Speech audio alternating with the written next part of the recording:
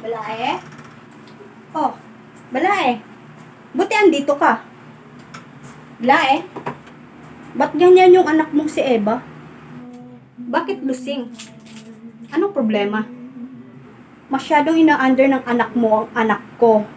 Hindi na siya maganda, Mari, ah.